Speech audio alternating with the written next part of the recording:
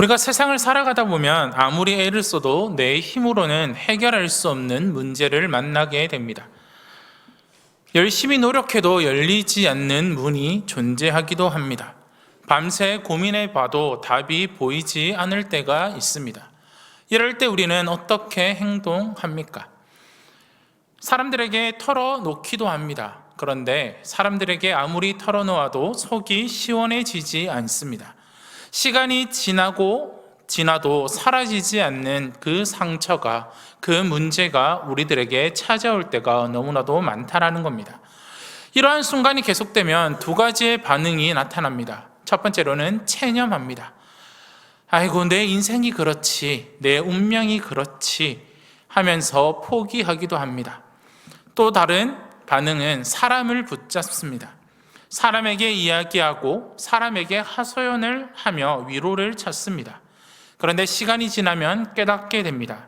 사람의 위로는 잠시 마음을 달랠 수는 있어도 인생의 근본적인 문제를, 그리고 그 문제의 해결이 되지 않는다라는 것입니다. 오늘 본문에 등장하는 한나가 바로 그러한 문제를 갖고 있는 사람이었습니다. 한나는 오랫동안 아이를 갖지 못했습니다. 오늘날에도 자녀를 갖지 못하는 아픔은 매우 큽니다. 그러나 당시 이스라엘 사회를 돌아봤을 때 아이를 갖지 못한다라는 것은 지금보다 훨씬 더 큰 고통이었습니다. 단순히 아이가 없는 것이 아니라 하나님의 복을 받지 못한 사람이라는 사회적인 시선을 감당해야 했습니다. 게다가 남편 엘가나에게는 브닌나라는 또 다른 아내가 있었고, 브닌나는 자녀가 있다라는 이유 하나만으로 한나를 끊임없이 괴롭혔습니다. 말씀을 보시면 브닌나가 한나를 심히 격분하여 괴롭게 하더라라고 말하고 있습니다. 이것은 한 번, 두 번 놀린 정도가 아닙니다. 반복해서 한나의 가장 아픈 부분을 지속적으로 찔렀다라는 의미입니다. 상처가 아물만 하면 다시 덧나게 만들고, 눈물이 마를만 하면 다시 눈물을 흘리게 했습니다. 남편 엘가나는 누구보다 한나를 사랑했습니다. 말씀을 보시면 그가 제사의 분깃을 다른 가족보다 갑절이나 주었다라고 말합니다. 그는 나름대로 자신의 아내인 한나를 향해 최선을 다해 위로했습니다. 그러나 남편의 위로도 한나의 아픔을 해결할 수는 없었습니다. 남편의 위로, 시간의 흐름도 그녀의 근본적인 문제를 해결하지 못하였다라는 겁니다. 우리의 모습도 동일합니다. 돈으로 해결되지 않는 문제가 있습니다. 사람의 말로도 위로받지 못하는 상처가 있습니다. 심지어 병원에서도 상담에서도 해결되지 않는 그 아픔과 상처가 우리들에게 있다라는 겁니다. 겉으로는 웃고 있지만 속으로는 매일매일 눈물 흘리고 있는 우리들의 모습 또한 있습니다. 아무에게도 말하지 못한 채 혼자 끌어안고 있는 문제들이 있습니다. 오늘 한나의 이 이야기는 바로 이런 우리들에게 들려주는 하나님의 말씀입니다.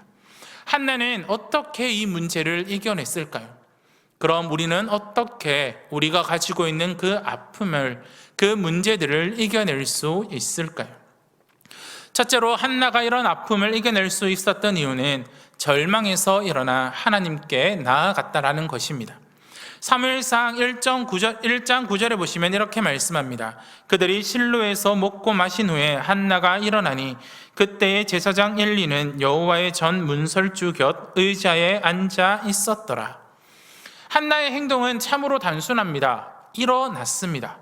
겉으로 보면 정말 단순한 행동처럼 보입니다. 식사의 자리를 마치고 자리에서 일어난 것 뿐입니다. 그러나 이 장면을 보시면 매우 의미가 있는 장면입니다. 일어나다라는 이 동사는 본문의 흐름 속에서 단순한 움직임을 넘어서 결단의 무게를 담아냅니다. 한나는 더 이상 좌절, 그 절망의 자리에 주저앉아 있지 않았습니다. 더 이상 상처 속에서 울기만 하지 않았습니다. 이제 그녀는 자신의 문제를 해결하실 분 앞으로 걸음을 옮기기 시작한 것입니다. 믿음은 언제나 일어나는 것에서 시작됩니다. 절망에서 일어나 하나님 앞으로 나아가는 것입니다. 원망에서 일어나 기도의 자리로 나아가는 것입니다. 포기에서 일어나 다시 하나님을 바라보는 것입니다. 이것이 바로 믿음이라는 것입니다. 오늘 이 자리에 앉으신 우리 성도님들 중에서도 절망의 자리에 오래 앉아 계시는 분은 없습니까? 상처가 너무 커서 움직일 힘조차 잃어버린 분은 없습니까? 오늘 하나님께서는 우리에게 이렇게 말씀합니다. 일어나라고 말씀하고 계십니다. 우리의 환경이 바뀌어서가 아닙니다. 문제가 해결돼서가 아닙니다. 하나님께 나아가기 위해 먼저 일어나라고 말씀하고 계시는 것입니다. 한나가 일어나는 장면과 또 다른 장면이 오늘 본문에서 말씀하고 있습니다. 바로 뭘까요? 엘리가 앉아있는 장면을 나란히 놓고 있습니다. 왜 오늘 본문에서는 한나가 일어나는 장면과 엘리가 의자에 앉아있는 그 장면을 나란히 놓았을까? 엘리는 당시 이스라엘의 최고 영적인 지도자였습니다. 그는 제사장이었고 그는 사사였습니다.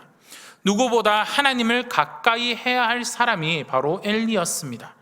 그런데 사무엘서를 계속 읽어보면 그의 영적 상태는 심각하게 무너져 있었습니다. 두 아들은 하나님을 두려워하지 않았고 성전은 어지러웠으며 엘리는 그것을 제대로 바로잡지 못하였습니다.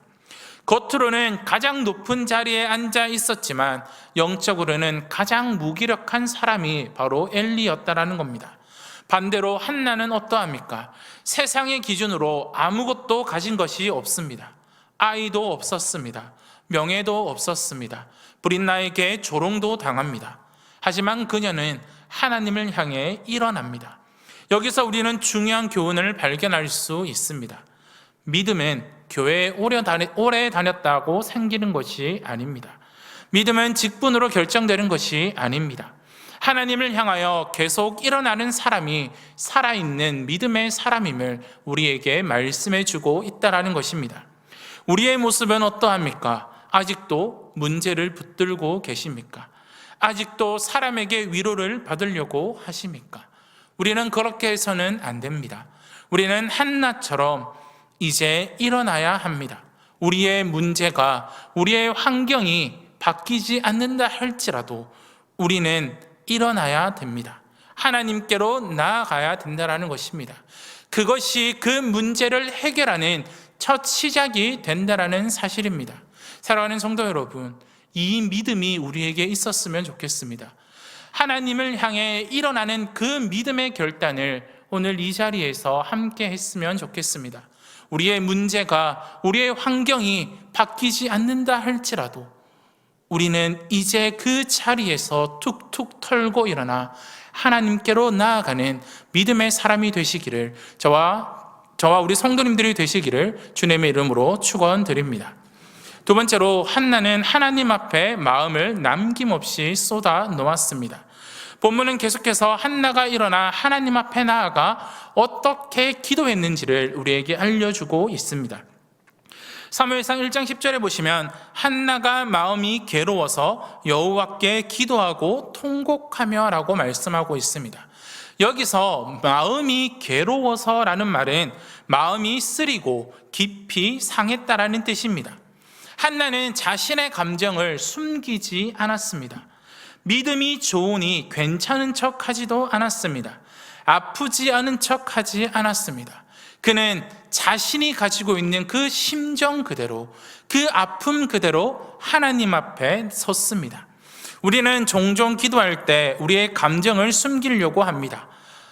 그리스도인이니까, 내가 이러한 직책을 갖고 있으니, 이러한 직분을 갖고 있으니 이 정도는 참아야지. 내가 하나님 앞에 이렇게 기도하면 믿음 없는 사람처럼 보이지 않을까라는 고민을 하기도 합니다. 그러나 오늘 본문에서 우리에게 말씀해 주는 바는 그렇지 않습니다. 말씀을 계속해서, 또한 성경을 계속해서 보시면 다윗은 하나님 앞에 자신의 두려움을 이야기했고 억울함을 말했고 눈물로 이야기했습니다. 예레미야는 눈물로 하나님 앞에 호소했습니다. 욥은 자신의 고통을 숨기지 않았습니다. 그리고 한나도 통곡하여 기도했습니다. 하나님은 우리의 눈물을 부담스러워하지 않으십니다. 오히려 하나님은 우리의 모든 감정을 하나님 앞에 쏟아놓는 것을 하나님은 기뻐하시는 분이시라는 것입니다. 기도는 강한 사람이 하는 것이 아닙니다. 기도는 자신의 약함을 인정하는 사람들이 기도하는 것입니다. 이제 하나님 앞에선 한나는 자신의 마음을 조금도 감추지 않고 이렇게 서원합니다. 11절 말씀을 보시면 이렇게 말씀합니다.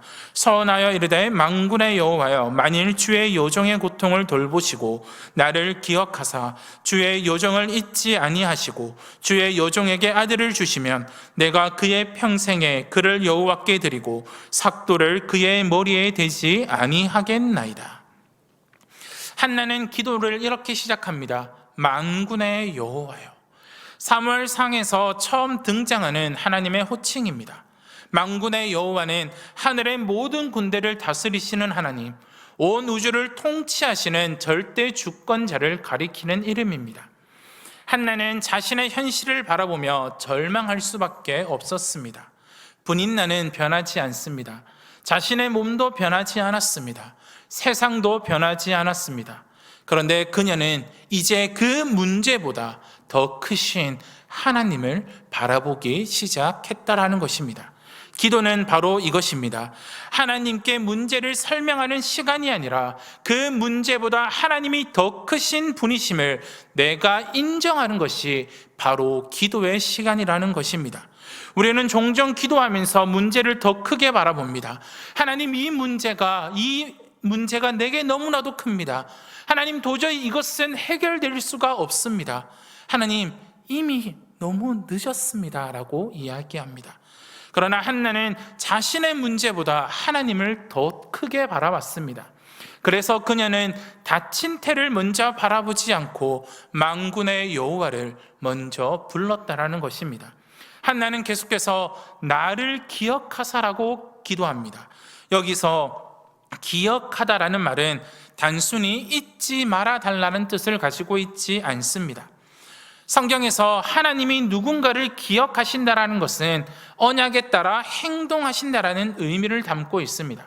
출애굽기 22장 24절을 보시면 하나님께서 애굽에서 신음하는 이스라엘의 고통 소리를 들으시고 아브라함과 이삭과 야곱에게 세운 그 언약을 기억하셨다라고 말씀하고 계십니다. 하나님께서 갑자기 잊고 계시다가 생각났다라는 뜻이 아닙니다. 언약대로 구원의 역사를 시작하셨다라는 의미를 갖고 있는 것입니다. 한나는 그것을 알고 있었습니다. 그래서 자신의 상황을 하나님의 언약 안에 맡깁니다. 주님, 저를 기억해 주십시오. 이것은 믿음의 기도라는 것입니다. 우리는 종종 하나님께 왜 나를 잊으셨습니까? 하나님, 왜 나를 홀로 두고 계십니까? 라고 묻습니다. 하지만 하나님은 결코 자기 백성을 잊지 않으십니다. 이사야 49장 15절에 보시면 이렇게 말씀합니다. 여인이 어찌 그 젖먹는 자식을 잊겠으며 자기 태에서 난 아들을 긍휼히 여기지 아니하겠느냐. 그들은 혹시 잊을지라도 나는 너를 잊지 아니할 것이라. 우리는 하나님을 잊을 때가 너무나도 많습니다. 우리는 하나님을 잊어버리고 살 때가 너무나도 많습니다. 그러나 하나님은 언제나 우리를 기억하고 계신다라는 것입니다. 이어서 한나는 놀라운 서원을 합니다. 아들을 주시면 그의 평생을 하나님께 드리겠습니다 라고 기도합니다.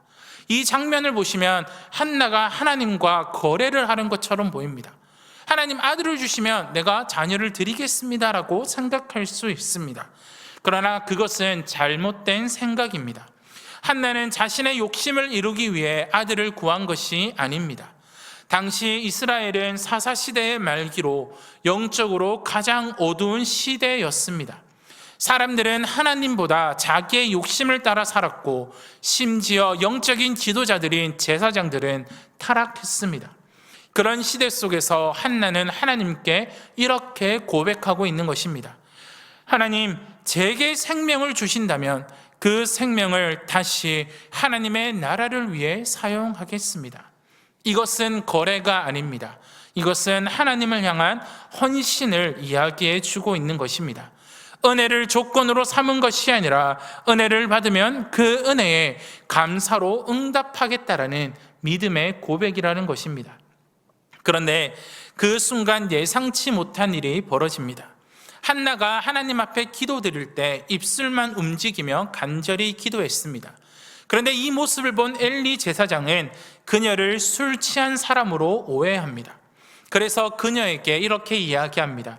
내가 언제까지 취하여 있겠느냐? 포도주를 끊으라 라고 말합니다.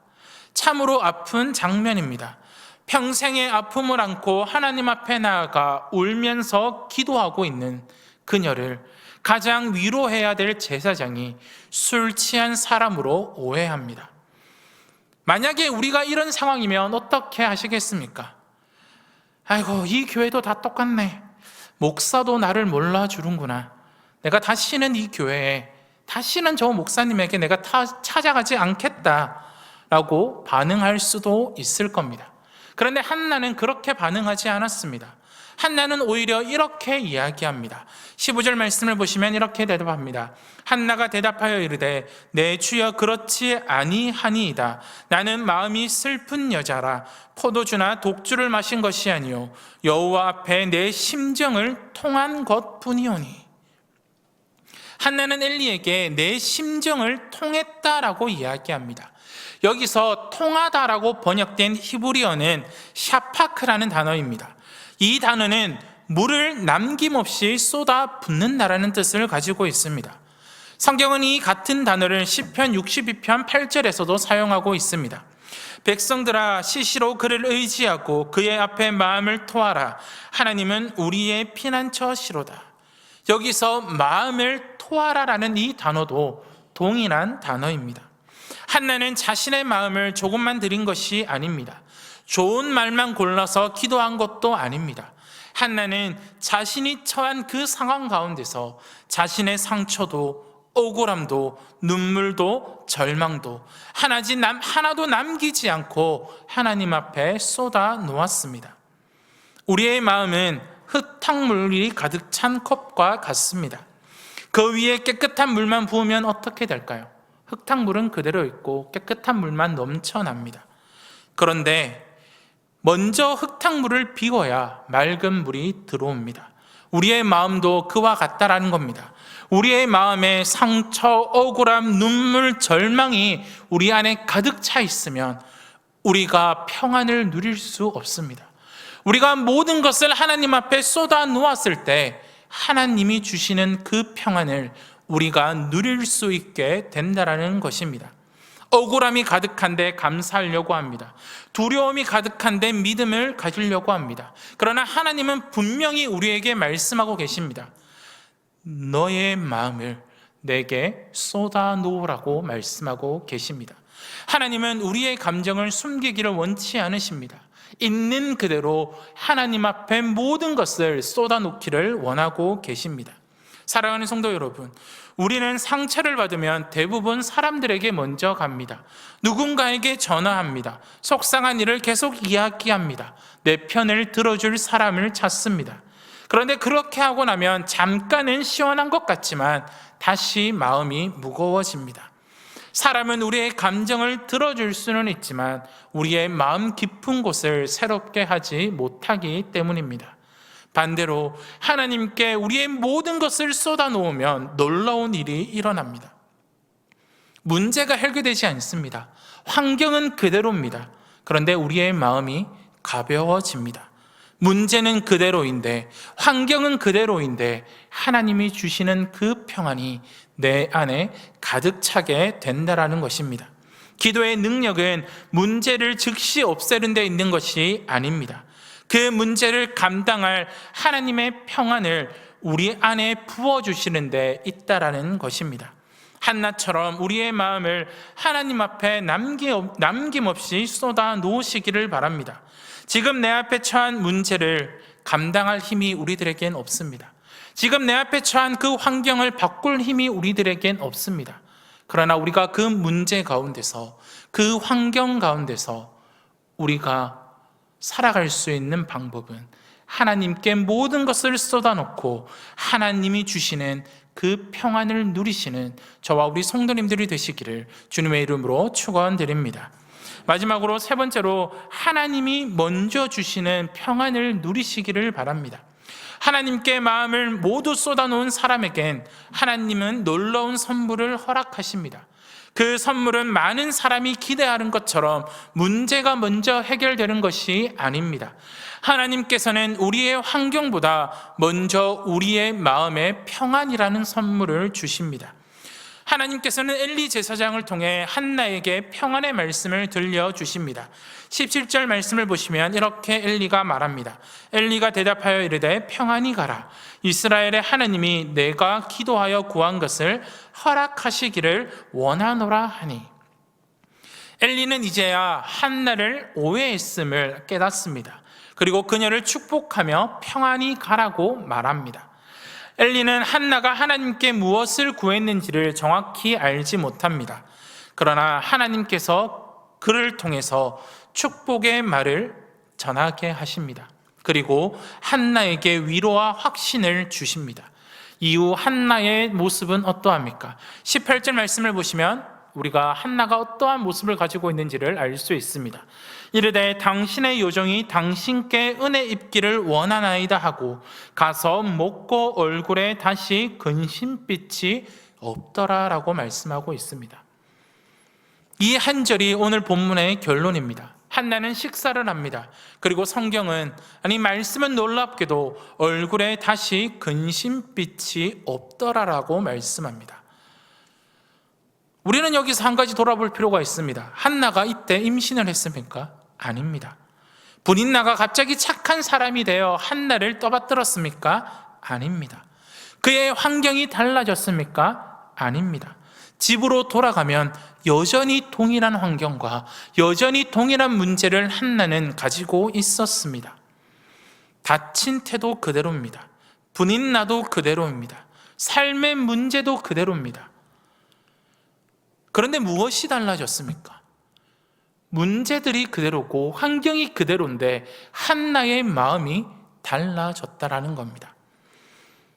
오늘 말씀은 이것을 우리에게 분명히 보여주고 있습니다. 하나님의 응답은 언제나 환경의 변화부터 시작되는 것이 아니라 그 환경 가운데 있는 우리의 마음을, 그 문제 가운데 있는 우리의 마음을 변화시켜 주신다라는 것입니다. 우리는 흔히 이렇게 생각합니다. 하나님이 이 문제를 해결해 주시면 내가 기뻐할 수 있을 거야. 이 병이 낫게 되면 내가 감사할 수 있을 거야. 자녀 문제가 해결되면 내가 웃을 수 있을 거야 라고 말합니다. 그러나 오늘 본문은 반대로 말씀하고 있습니다. 하나님은 먼저 평안을 주시고 그 평안으로 우리가 처한 현실을 살아가게 하신다라는 것입니다. 빌립보서 4장 6절에서 7절은 이렇게 말씀하고 있습니다. 아무것도 염려하지 말고 다만 모든 일에 기도와 간구로 너희 구할 것을 감사함으로 하나님께 아뢰라. 그리하면 모든 지각에 뛰어난 하나님의 평강이 그리스도 예수 안에서 너희 마음과 생각을 지키시리라. 바울은 기도하면 모든 문제가 즉시 해결된다라고 이야기하지 않습니다. 기도하면 먼저 하나님의 평강이 우리의 마음과 생각을 지켜주신다라고 말합니다. 이것이 한나가 경험한 은혜였습니다. 하나님께서 그녀의 기도를 들으셨다라는 확신이 찾아오자 현실은 그대로였지만, 문제는 그대로였지만 그녀의 마음이 바뀌었습니다. 그녀의 마음이 하나님이 주시는 평안으로 가득 차 있었다라는 것입니다. 사랑하는 성도 여러분, 우리의 환경과 우리의 문제가 바뀌지 않는다 할지라도 우리가 하나님 앞에 쏟아놓음으로 하나님이 주시는 그 평안을 먼저 누리시는 저와 우리 성도님들이 되시기를 주님의 이름으로 축원드립니다. 이제 말씀을 맺도록 하겠습니다. 사랑하는 성도 여러분, 오늘 여러분의 삶에는 어떤 다친 태가 있습니까? 오랫동안 해결되지 않는 문제가 있습니까? 가정의 문제, 건강의 문제, 자녀의 문제, 경제적인 어려움은 없습니까? 아니, 아무에게도 말하지 못한 깊은 상처가 또한 없습니까? 오늘 하나님께서는 우리에게 한나를 통해 말씀하십니다. 그 자리에 주저앉지 말아라. 그 자리에 주저앉아 낙심하지 말아라. 그 자리에서 툭툭 털고 일어나 내게 나아오너라.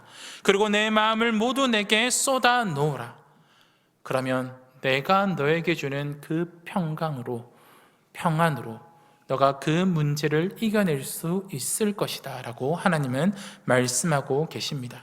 사랑하는 성도 여러분, 한나는 기도하기 전에 울었습니다. 그러나 기도를 마친 후 평안이 돌아갔습니다. 상황이 바뀌어서가 아닙니다. 자신의 모든 마음을 만군의 여호와 그 하나님 앞에 맡겼기 때문입니다. 오늘도 하나님은 상한 심령을 외면하지 않습니다. 그러므로 오늘도 절망의 자리에 머물지 말고 하나님께 일어나시기를 바랍니다. 그리고 우리의 모든 것들을 하나님 앞에 남김없이 쏟아 놓으시기를 바랍니다. 그때 하나님께서 한나에게 허락하셨던 그 평안을 오늘도 우리에게 허락하시고 하나님의 가장 선한 때에 가장 아름다운 방법으로 우리의 삶을 인도해 주실 것입니다. 이 은혜가 오늘 이 자리에 나오신 우리 모든 성도님들의 삶 가운데 충만하시기를 우리 주 예수 그리스도의 이름으로 축원드립니다.